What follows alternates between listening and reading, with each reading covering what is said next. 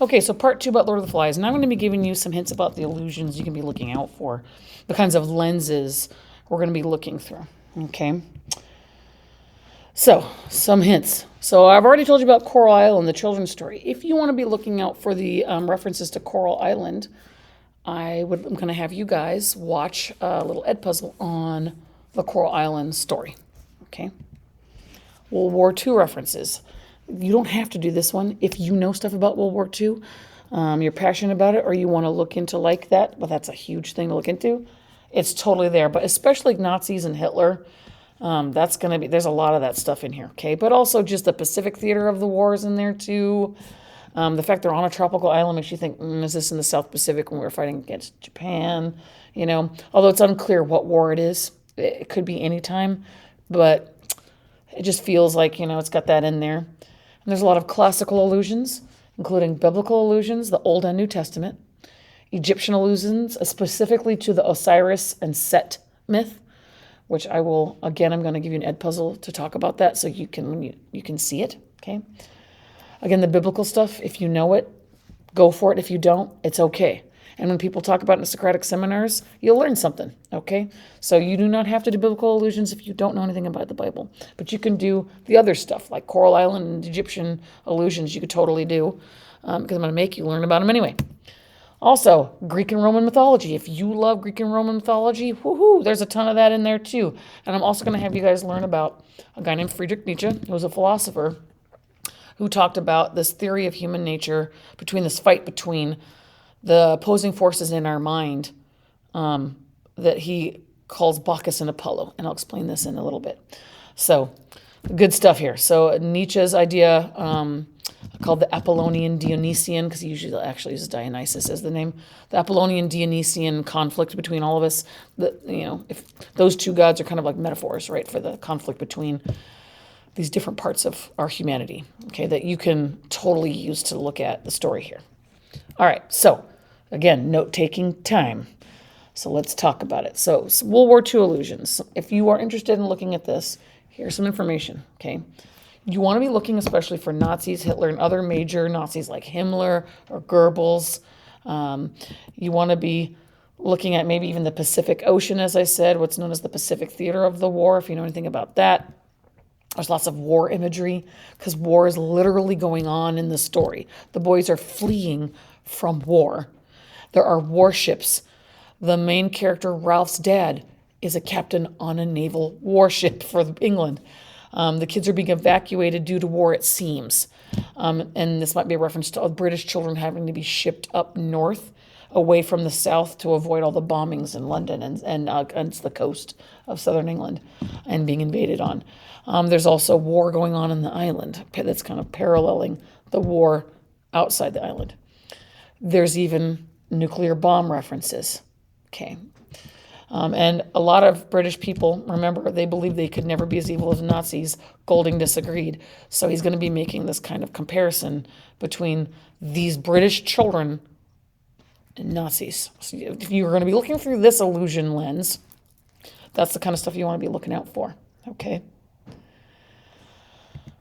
And what you want to be doing is thinking, what might Golding be saying about our human nature as creatures of war, right? If you're going to be looking for this as your main illusion, that's what you want to be looking for. The fact that there's a war going on off the island and on the island, what is he saying about our human nature that even children just go straight to war? Look at who wins and who doesn't. Look at the characterization of the boys themselves. Maybe they could be references to historical figures, or the Allied forces and the Axis powers, if you know about that stuff. Look at the conflicts and the power structure between the boys. Okay, you want to be looking at imagery and symbolism and metaphors that could be allusions to World War II. Look at the colors that are brought up. Look about the characterization of the boys too. Okay. So all that kind of stuff. All right, so moving on to classical allusions. And this includes the Egyptian, the Greek, the Greco-Roman, and the Bible, okay? And this is a view you can be looking at that involves this kind of ancient, kind of common thread of our kind of storytelling that going to harken back to the kind of similar things that might be going on in those ancient stories. And one of the foremost classical allusions in the novel occurs in this imagery of like pagan rituals and sacrifice. Okay, and this is something that did happen in Greco-Roman religion at that time. They would do animal sacrifices as part of their worshiping of the gods, right? Like for example, they might sacrifice a cow and then give the best part of the meat and burn it. So, because they thought the gods liked the smell, and it was also showing sacrifice of the humans to give up the best stuff for the gods to say thank you for, having plenty to eat or whatever blessings they're looking for, right? So, you're going to be seeing that kind of pagan ritualistic stuff in here that could be a reference to Greek mythology. Now, specifically, we're going to be looking at Friedrich Nietzsche's kind of idea on two main gods, Apollo and Dionysus. It's also known as Bacchus. Do you guys remember who Dionysus or Bacchus is the god of? And what characteristics have these same attributes? Now, it's also based on an ancient Greek play called the Bacchae, in some ways. And that was written by a playwright called Euripides, and he's from the 5th century BCE. And he wrote the Bacchae, Electra, Medea, the Trojan Women. And he's one of the biggies. We're going to be reading Sophocles this year, another big playwright that wrote Oedipus Rex and Antigone. In one of his stories, his tragedies often portray this disintegration of society due to the tragic flaw in our human nature that society is crumbling because of something broken within us. And in this way, man fails to recognize and thereby appease the irrational part of their soul.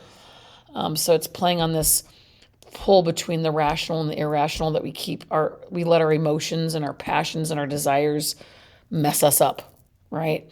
And destroy things. And Golding's using a similar kind of a thing.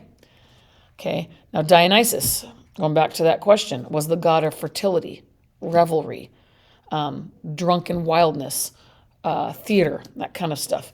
And the Greeks celebrated him wildly at festivals that were held in his honor. There would be theater festivals that were dedicated to him, and they would get drunk.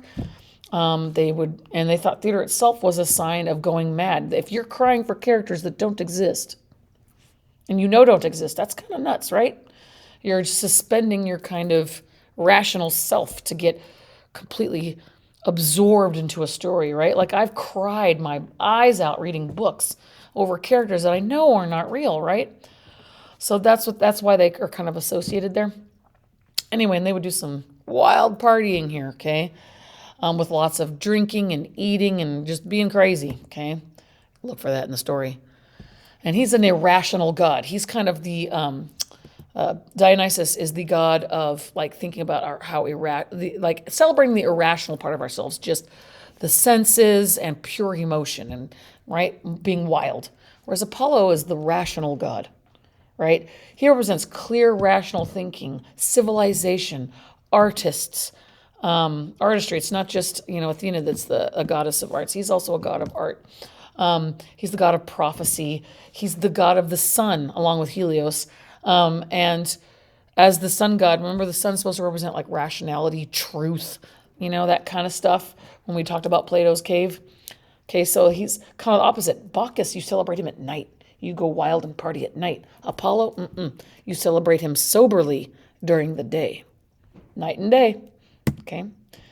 Now, the Bacchae is a story that I was hinting to, written by Euripides, is concerned with these two opposite sides of human nature, between the rational, civilized self and the irrational part.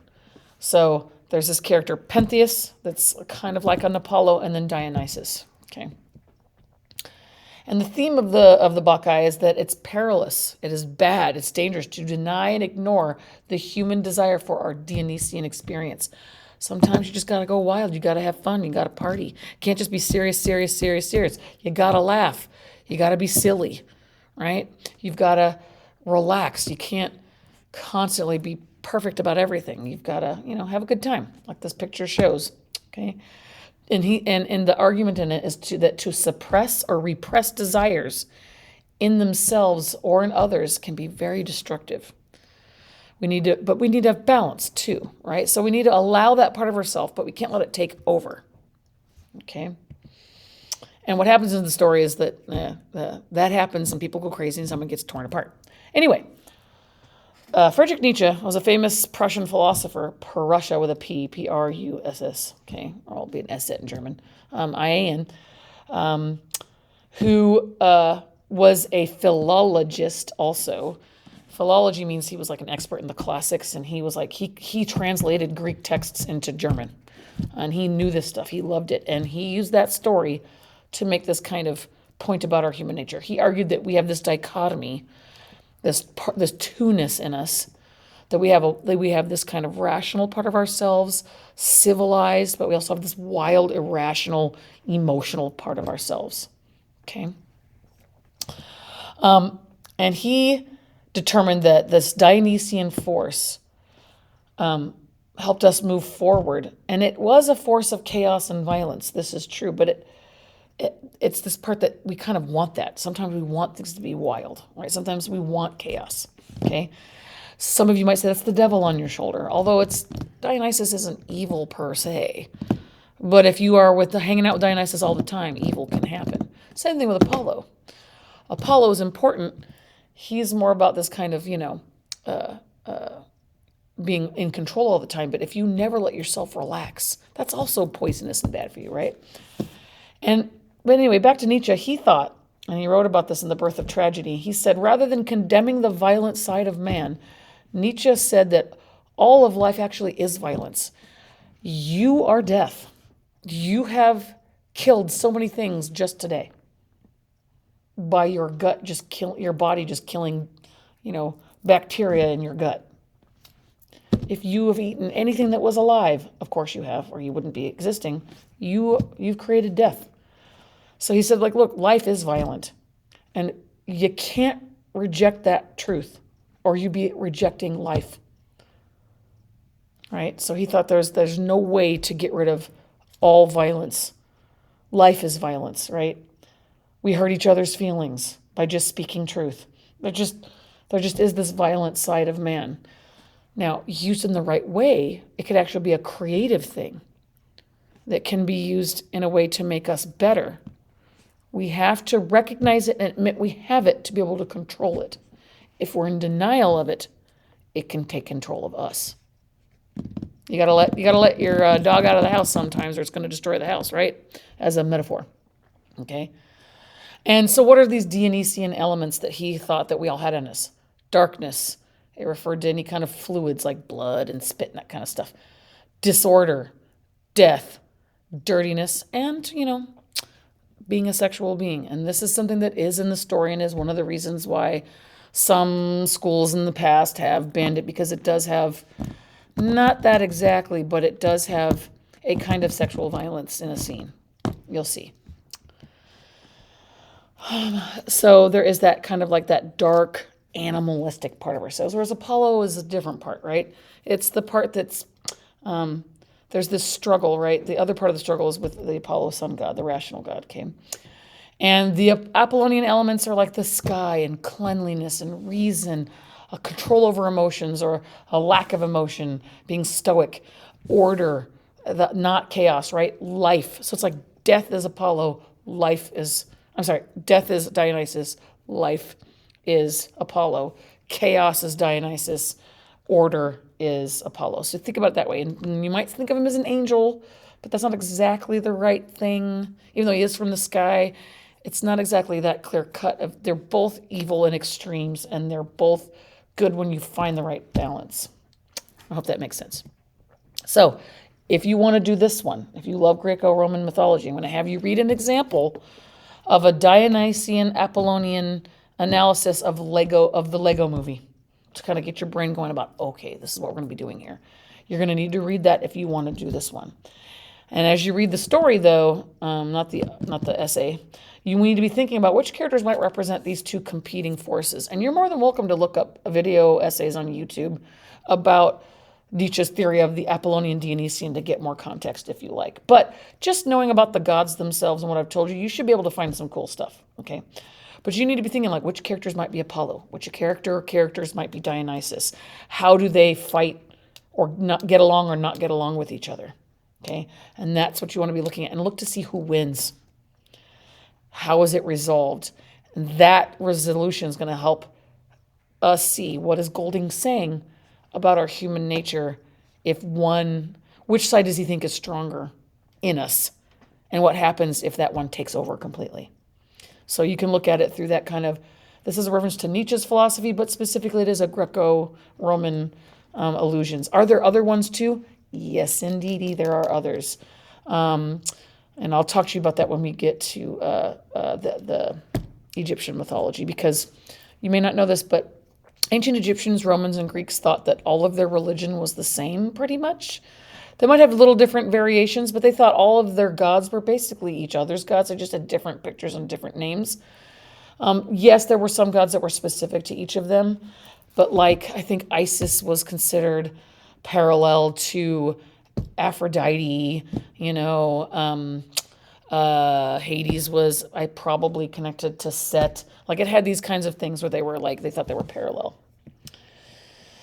Okay, so now biblical allusions. If you were wanting to look at it through this lens, okay, of looking at these allusions, the novel could totally be seen as having a lot of religious elements, because William Golding did see himself as a religious person for his life. His father was a minister, I believe, or a deacon or something like that. I know he's very involved in a very religious life at home. I believe he was Anglican, not Catholic, but he's a Christian man. Okay, and so the novel definitely plays along with this kind of the origin of sin and evil, about pride, right? You're going to look out for characters that are blushing to be kind of like shame, like in the Garden of Eden when they get shame. There's a lot of snake imagery.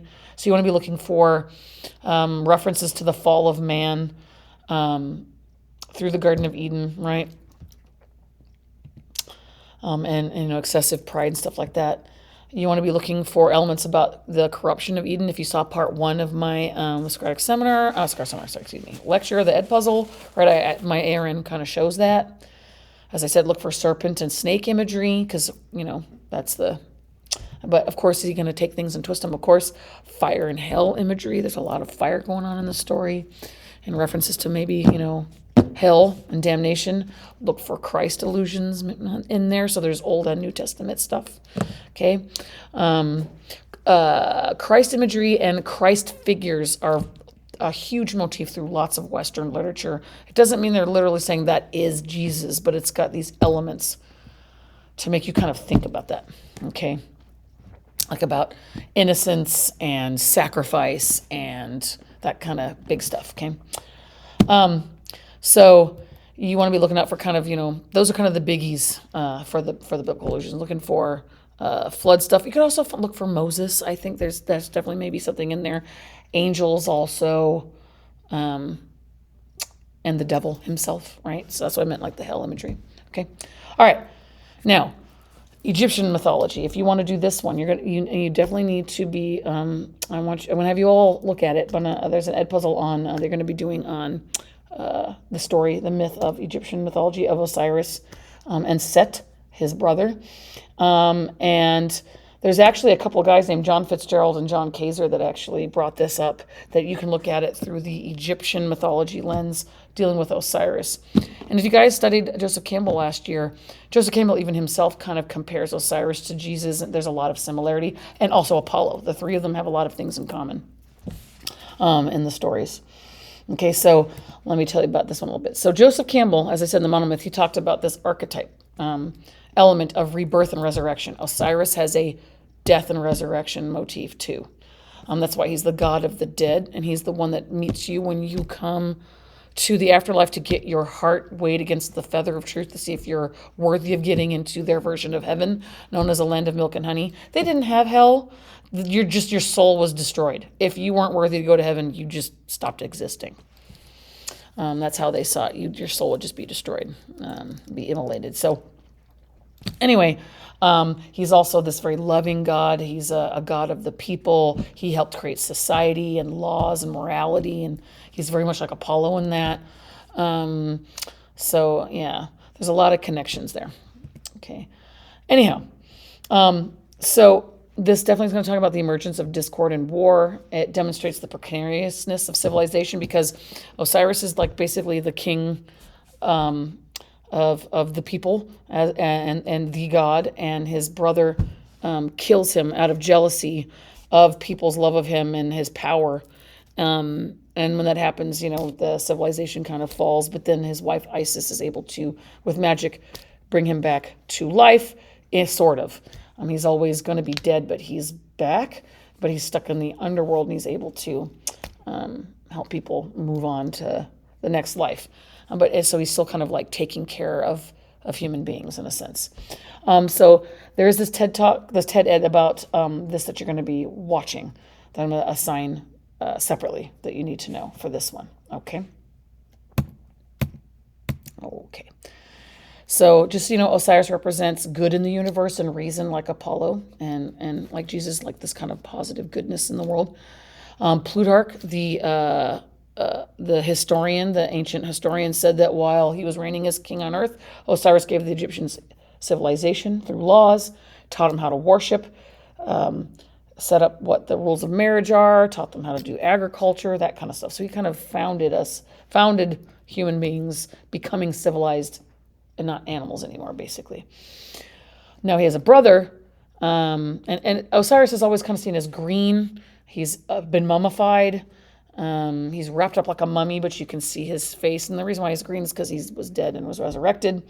And he hangs out with a couple other gods named Thoth and Anubis, which are other gods of the dead. Anyway, his brother, though, his name is Set, but he's also analogous to Typhon, who is a Greco-Roman part of this second generation of gods, not the Protogonoi, but the Titan era. And he is seen as a kind of like scary, devilish character that has like a bunch of snake legs. And he's the root word of typhoon, right? And he's represented by snakes. So is Set. Set is represented by snakes, and snakes are a bad thing in Egypt. They revered and loved cats because guess what? They helped them get rid of snakes. They have very deadly snakes in Egypt. Although they also revered snakes too. They would be a positive symbol also, and you'd see a lot of their crowns that have snakes. And when Christianity came to Egypt and the Middle East, he gets turned into Baal or Beelzebub. So Set is basically the devil. Okay. It's their version of kind of like the god of evil. And he's not really an actual animal that exists.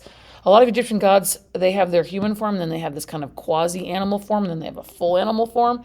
He always has this kind of like, I don't know. You can see here he's got like a kind of chopped off flat ears and kind of maybe an anteater's mouth, but he's like a kind of a fictional kind of animal. I think he's the only one that's like that. I mean, they have scarab head gods. They've got cow, hippo, all these like real animals, but crocodiles and all that kind of stuff. But Set is kind of a weirdo, and he's known as being a redhead. He's red.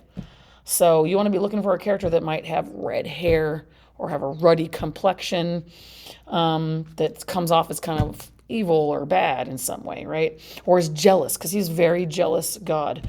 And he's associated with Typhon. So Typhon, the devil, Set. And Set is either spelled with or without an H. You have to understand in ancient languages, the TH was not a sound. It was an aspirated T, right? Like ta, like that. So ta, okay? Anyway, and Typhon and Set represent evil and excessive pride, right? Just like Lucifer does, if you know those stories, okay? And pride leads to this discord, okay? It leads to the chaos. You may have heard from the Bible, pride cometh before the fall, right? That kind of stuff, okay? So it's got some similarity to it. And there's another picture that's Beelzebub, okay? And that's Beelzebub there. And that's Beelzebub there, the Lord of the Flies. He's got wings. And as I said, it's the root word for typhoon, right? Typhoon is just a hurricane that spins the other way, right? And he's associated with the sea, right? And so you want to be looking for like ocean imagery, snake imagery, typhoons happening, right? Maybe that's some kind of sign like heavy winds and rains. Maybe that's typhon coming around, right?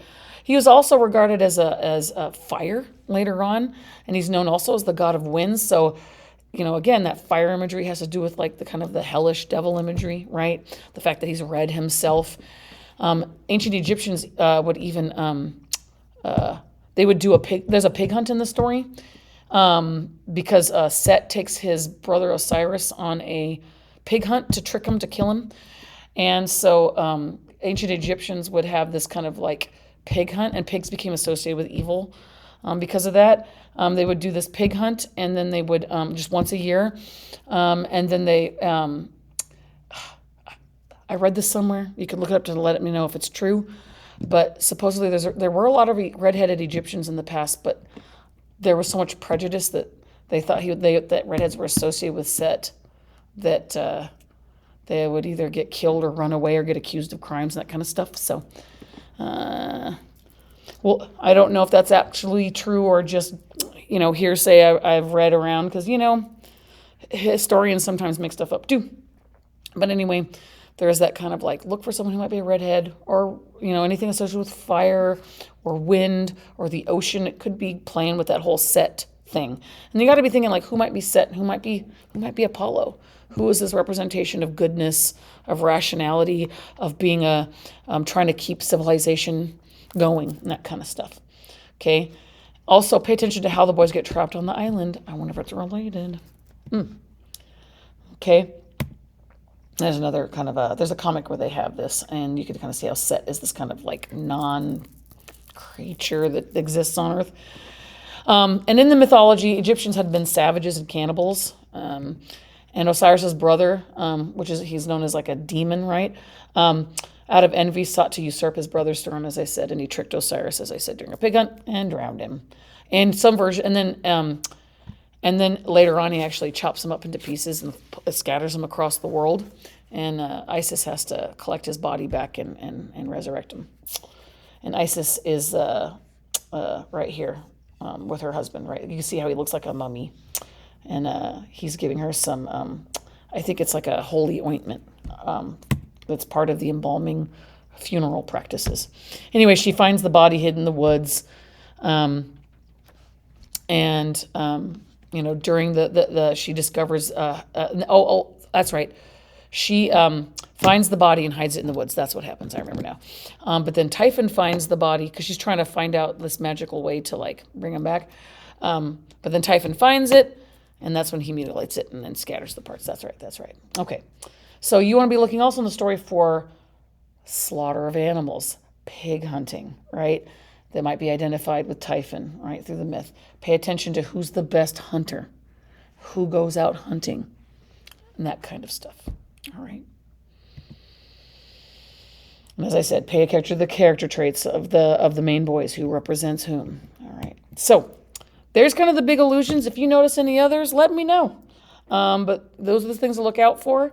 Let's try to have fun with this and see what we can see, and pick what you're interested in to look out for and tell us what meaning you see through those illusions you're noticing. Can you focus on more than one illusion? Sure. But, I'm not asking you to look for all of them. Just try to focus on at least one and see what illusions come to mind and what meaning you find in them. All right, guys, I'll shut up now. Bye-bye.